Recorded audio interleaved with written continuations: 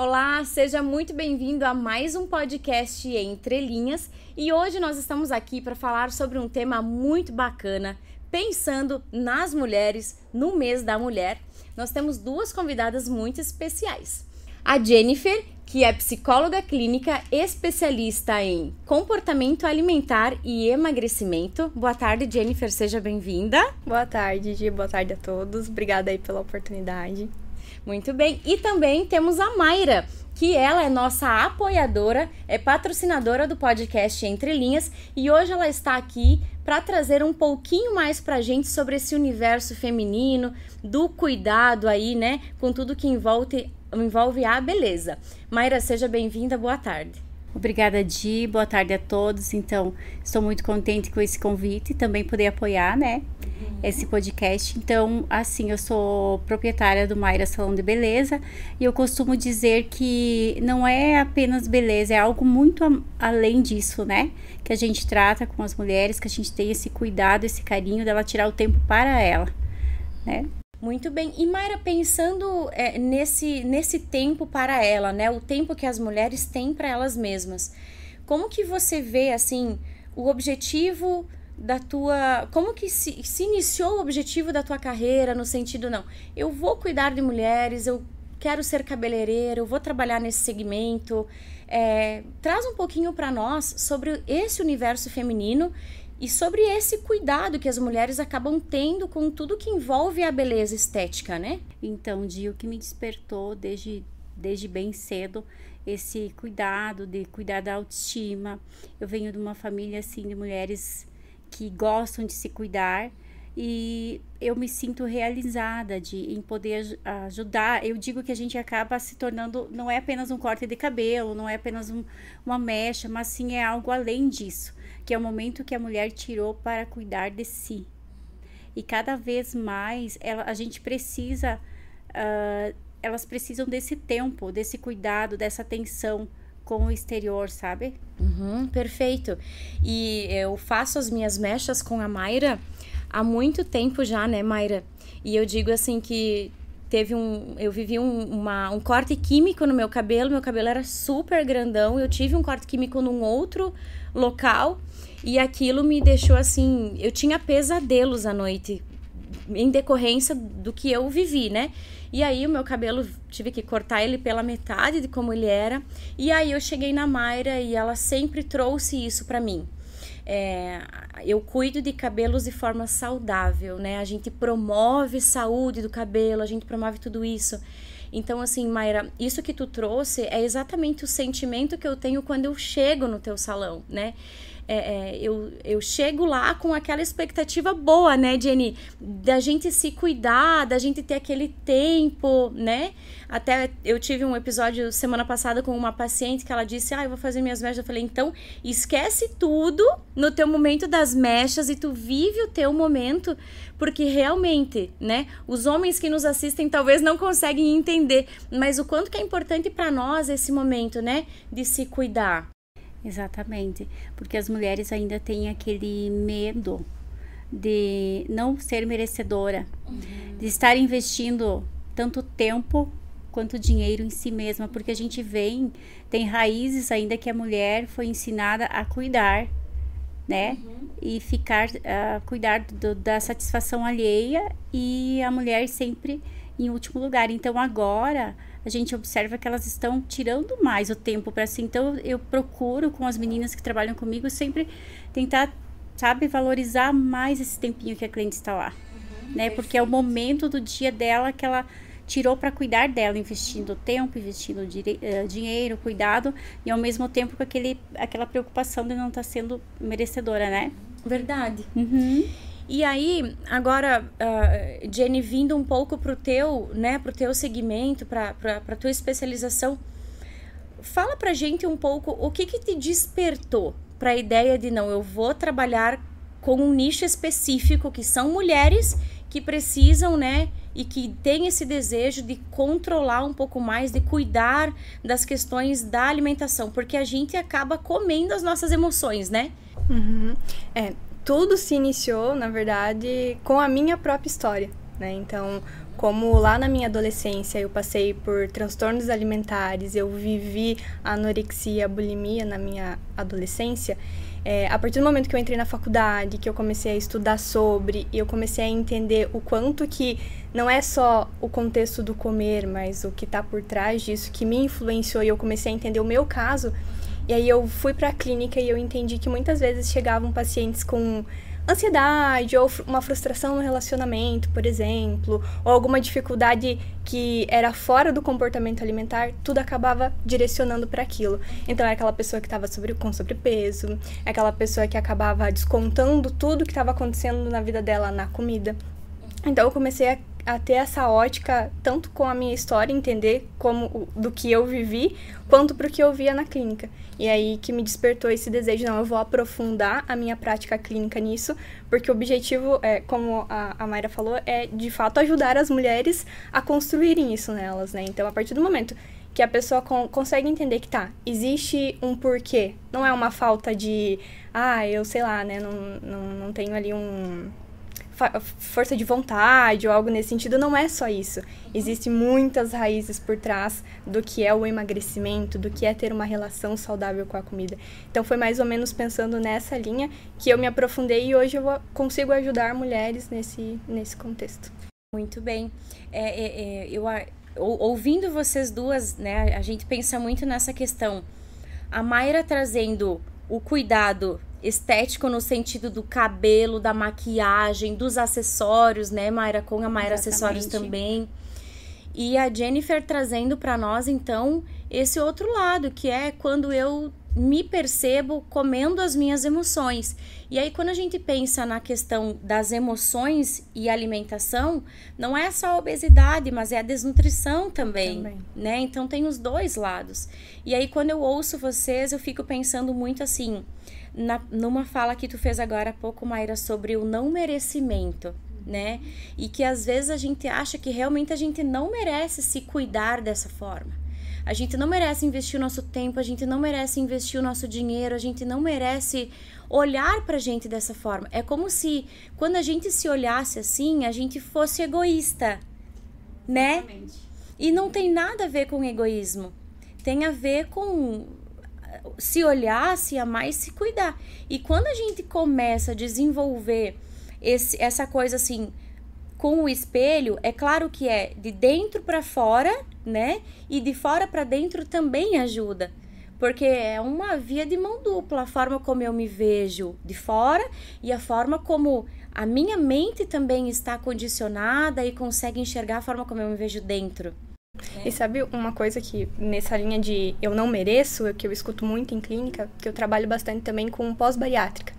Então, a pessoa que passou pelo processo de bariátrica, ela chega até mim porque a bariátrica seria o caminho fácil, entre aspas, lógico, mas no sentido de dar um emagrecimento mais rápido ali para um caso mais grave, vamos pensar assim, né? Mas como que elas chegam? Não merecedoras de estar sendo magras nesse sentido, sabe? Então, elas não conseguem se ver nesse papel do corpo magro, de sentir bonita, de ter um olhar diferente das outras pessoas. Então, dentro da clínica, a gente consegue trabalhar justamente isso.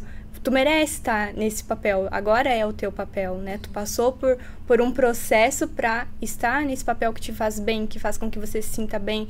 Porque muitas vezes elas estão num corpo magro, vamos pensar assim, mas elas se olham no espelho e elas não se vê desse jeito. Então, a gente trabalha também esse ponto da imagem, né? De conseguir se ver nessa forma e se sentir merecedora da conquista, que não deixa de ser uma conquista que aquela pessoa buscou, enfim, em relação a isso. Muito bem. E eu acho que quando também tu traz a ideia do corpo magro, não é aquele corpo estereotipado da sociedade, não, né? Então, explica um pouco para nós, até para que quem nos acompanha tenha um entendimento melhor disso, porque senão, às vezes as pessoas elas têm esse entendimento de que o corpo magro é o corpo estereotipado. E não é assim, porque às vezes o corpo importante para um não é para o outro, que não é para o outro, e cada um precisa encontrar o seu ideal, imagino eu, né? Traz um pouquinho para nós sobre isso, por gentileza. É exatamente isso. Eu sempre falo para elas que não existe um padrão. A sociedade, infelizmente, impõe, né? Que existe estético X, que seria o corpo ideal, o corpo mais bonito. Enfim, hoje a sociedade impõe muito, principalmente com o mundo que a gente vive de redes sociais, né? De essa vitrine de corpos perfeitos que é colocado pra gente. Só que eu sempre falo com elas, não é o que é perfeito para a sociedade nesse sentido, mas é o que você consegue se sentir bem. É quando você se olha no espelho e você fala, não, eu tô me sentindo bem, né? Esse estilo de vida tá me levando a um bem-estar comigo mesma, a uma relação saudável comigo mesma, com a minha alimentação. Então, quando eu falo corpo magro, não é sobre um peso X, é sobre como a pessoa se vê no espelho e se sente contente e feliz com aquilo, porque hoje também se romantiza muito a obesidade, né? Existe muito isso de, você precisa se aceitar, enfim. E eu concordo, eu acho que a gente tem que se aceitar, com toda certeza, mas dentro de um corpo que a gente se sinta bem, e não de um corpo que a gente não se encontre, que não se conecte com ele. Então, quando eu falo corpo magro, é no sentido de um corpo que te proporciona um bem-estar para você. E isso é individual de cada um. Perfeito, muito bem. Mayra, agora a gente... vamos pensar assim um pouco sobre uma rotina de cuidado, né? Aquela mulher que tá nos assistindo agora e que ela pensa assim, eu não mereço, né? Dispensar parte do meu valor, que eu trabalho bastante, né? Para conseguir ter. Eu não mereço esse cuidado, eu não mereço... Como que... Traz para nós, assim, como que você vê essa necessidade da rotina do cuidado de acordo com o que tu encontra no teu dia a dia no salão de beleza? Olha, eu observo assim, que muitas mulheres, a gente vê pela gente que a rotina da gente é tão grande, tão corrida, que a gente não acorda muitas vezes para olhar pra gente, para cuidar, né, para ter essa rotina, seja numa maquiagem, fazer um cabelo, fazer uma unha, né, fazer uma dieta, comer corretamente, ir numa academia, fazer um exercício físico. A gente tem essa grande dificuldade, as mulheres têm essa grande dificuldade, a maioria, de se permitir, né? De acordar e olhar para si mesmo, né? Para ter essa conexão. Verdade. Que a gente estando bem, tá o cabelo bom, tu tá bem, tu já te dá uma animada, né? Opa, eu tô bem, eu vou resolver minha vida agora, né? Então, é necessário, sabe? Eu digo, gente, é necessário esse autocuidado, esse cuidado semanal, ou seja, quinzenal, tu tirar esse tempo, se permitir tirar esse tempo para si mesmo.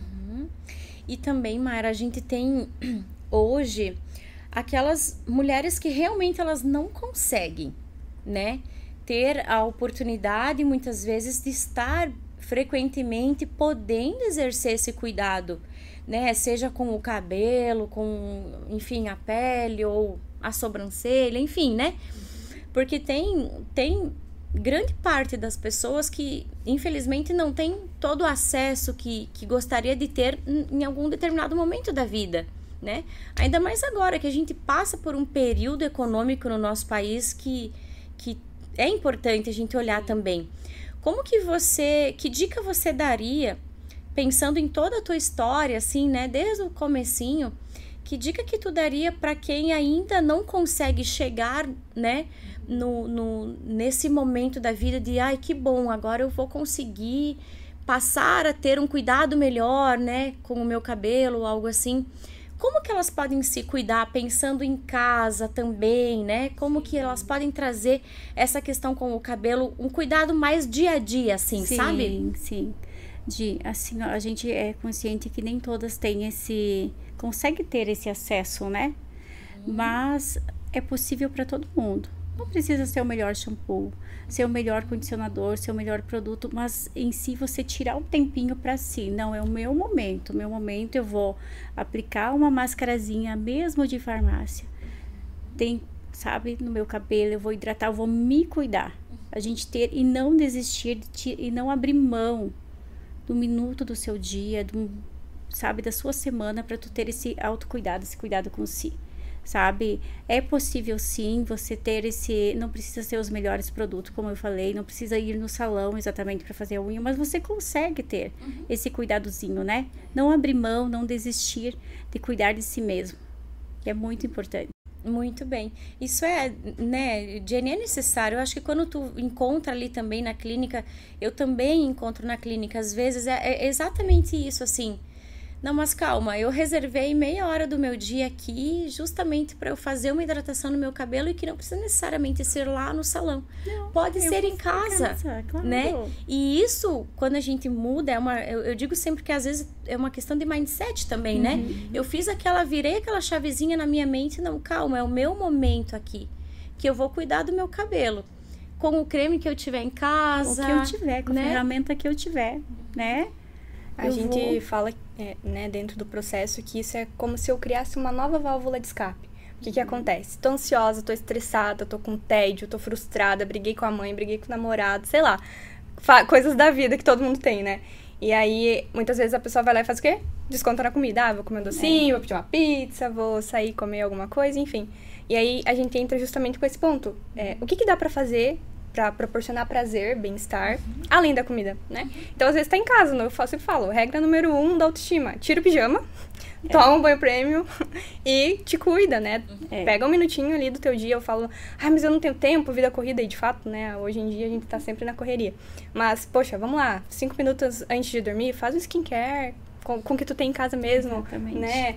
Cuida ali de você, pega um final de semana, tira um tempinho pra olhar pra você, olha pro espelho, ao invés de iniciar o dia falando, meu Deus, como meu cabelo tá feio, que cara de sono, olha pra ti e fala, caralho, não posso falar palavrão, né? Meu Deus! Vamos mudar, né? Esse daqui vai pro YouTube. Posso? Então fala, caralho, como eu sou foda, sou uma mulher maravilhosa, porque isso ajuda a gente a se empoderar e a autoestima tá muito ligada ao fortalecimento que a gente impõe a gente. Exatamente. E eu sempre digo assim, que a autoestima, ela tá, exatamente o que você falou, a autoestima, ela tá relacionada à forma como a gente se vê, a forma como a gente consegue encontrar em nós momentos em que eu vou desenvolver coisas boas em mim que eu acho que eu ainda não tenho. E muitas vezes quando a gente traz essas coisas específicas, que são as externas também, isso também promove, né, a autoestima. E quando tu fala, Jennifer, sobre a válvula de escape, no sentido do, briguei aqui, briguei lá, briguei com a mãe, eu preciso de uma válvula de escape para não comer. Como que a gente pode diferenciar o comer físico do comer emocional? A gente sempre fala que dois pilares que são muito parecidos, né, da fome emocional e a fome real mesmo, mas a partir do momento que a gente ganha consciência sobre o que é e a interferência do nosso emocional, a gente consegue ter um pouco mais de controle nesse sentido. Então, se fosse para colocar como características, né, a fome real, ela é aquilo que vem de forma gradativa, então ela não chega do nada. Eu vou criando níveis, então eu tô com um pouquinho de fome, um pouco mais, até chegar um momento que eu tô com muita fome. Enquanto a fome, que a gente chama de fome emocional, ela vem do nada, é muito mais uma vontade de, não uma fome, eu tenho, né, aquela vontade que aparece do nada. Geralmente o que é a fome real, que a gente chama, ela tem contextos físicos. Então eu vou sentir a minha barriga roncar, vou ficar um pouco mais de fraqueza. Então eu vou ter uma percepção física, o meu corpo ele vai avisar que eu tô com fome. Quando o emocional eu não tenho essa característica, muitas vezes está atrelado a um dia cansativo, a alguma frustração que aconteceu, né? Então quando a gente tem consciência, a gente fala, nossa, essa vontade desse brigadeiro aqui é porque o meu trabalho hoje foi cansativo demais. Então a pessoa consegue assimilando, né? Então, dentro desses dois cenários, para diferenciar é muito disso, sabe? Do que tá ligado uma coisa à outra, né? Nesse sentido que o corpo vai falar para você. E qual que é o equilíbrio da rigidez, né? Disso tudo. Da rigidez com... não, mas isso é uma fome emocional, tá? Eu não... Não, mas tudo bem também. Eu nem sempre eu vou precisar ser tão rígido comigo, porque afinal de contas, né? Eu sou ser humano e é tão bom comer um docinho, né? Então, assim, qual que é o equilíbrio dessa rigidez que eu preciso, às vezes, em alguns determinados momentos, exercer realmente? E aí vai depender, eu acho que muito do grau, né? De cada um, enfim. E desse... Não, tá tudo bem também. A gente sempre vai trabalhar do 80-20, né? Então, dentro da nossa vida, a gente sabe que buscar uma perfeição do, por exemplo, poxa, eu não vou usar minha fome emocional nunca, é quase que impossível, né? Porque a nossa vida, eu sempre falo, não é linear, ela é entre altos e baixos. Então, vão ter alguns dias que a gente simplesmente vai ter que acolher o nosso sentimento, comer o nosso brigadeirinho e tá tudo bem, né? Mas que isso não se torne uma recorrência. Então, eu acho que esse ponto de rigidez é isso. Poxa, eu preciso disso? A que a gente chama ali dos questionamentos socráticos, né? De sempre estar se questionando, poxa, hoje eu preciso disso? Dá para levar, né? Dá para programar isso aqui? Não dá? Então, eu acho que é muito do objetivo da pessoa. Então, do que ela tá vivendo na vida dela, ela vai conseguir se direcionar para isso. Não gosto desse contexto de, não pode, do extremismo ali, sabe? Porque isso pode levar a transtornos muito mais graves nesse sentido. Então, é a permissão a partir do que faz sentido para a pessoa. Poxa, hoje eu vou precisar abraçar o meu sentimento e vou comer a minha pizza, ok. Mas amanhã eu vou conseguir fazer diferente, de eu não ter uma sequência. Então, hoje eu aceito, amanhã eu aceito, depois eu aceito, quando eu vejo eu tô num loop sem fim. Então, eu acho que o equilíbrio é justamente nisso, de você conseguir selecionar quando eu devo acolher o meu sentimento e quando eu posso, de alguma forma, controlá-lo nesse sentido. Muito bem. E Mayra, no salão, você consegue perceber também esse acolhimento que as mulheres se fazem quando elas chegam lá? Né? No sentido de, tô me sentindo acolhida, agora é o meu momento. Como é que você percebe a chegada delas? Porque eu acompanho, né, tua página, além de eu estar lá, eu ainda te acompanho e eu vejo muitos antes e depois ali, né?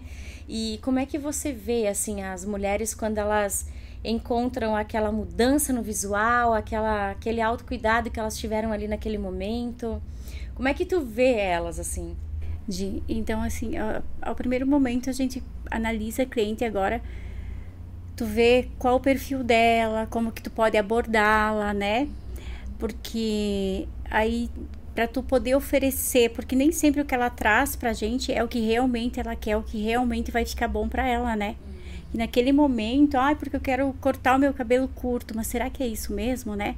É uma fase que ela está passando, então a gente ter esse entendimento de entender realmente o que ela quer, né? Para depois a gente dar esse resultado desejado. E sim, é emocionante, é muito feliz, sabe? A gente fica muito realizada emocionalmente junto com a cliente, sabe? De ver ela se encontrar, se gostar. Várias clientes, sabe? A maioria, assim, ela chega naquele momento lá que ela não tá legal, eu vou pro salão. Né? Vou fazer unha, vou cortar meu cabelo, a gente sentar, tu ter esse entendimento de ver realmente o que ela tá precisando, o que ela quer, né? E tu fazer e dar esse resultado para ela, é muito satisfatório. E é tão bom, né? Eu digo assim que eu trabalho com mulheres, casais e crianças, né? No consultório.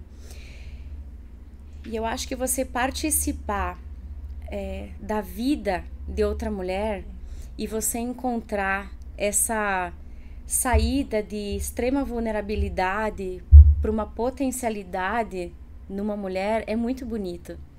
E eu sempre digo assim que é muito, muito, muito prazeroso, né?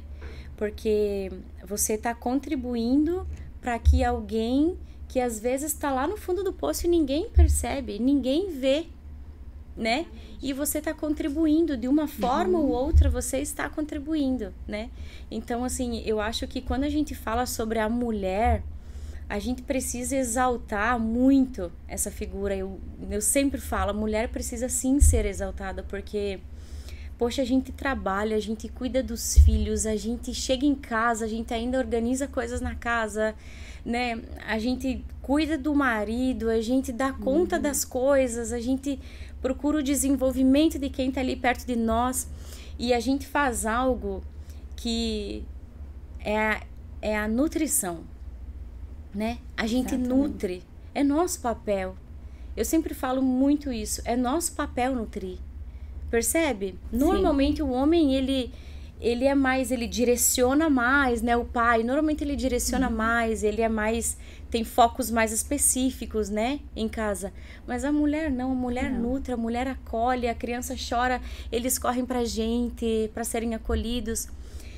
Então, sabendo que a gente nutre tanto outras pessoas e sabendo que a gente cuida tanto de outras pessoas, por que não se cuidar? Exatamente. Por que não se nutrir, né? Então hoje para mim é muito bom receber vocês aqui, né? A Jennifer, que tivemos uma longa jornada juntas na faculdade, né, Gi? E a Mayra, que é minha amiga, minha cabeleireira, né? E que a gente tá sempre juntas também. Então quero agradecer vocês, agradecer pelo momento, pela nossa conversa, e você que nos acompanha, que esse momento de hoje, né, você que é mulher, que você receba esse momento hoje com muito carinho e que você se sinta especial e que você passe sim a olhar um pouquinho mais para você, porque você merece.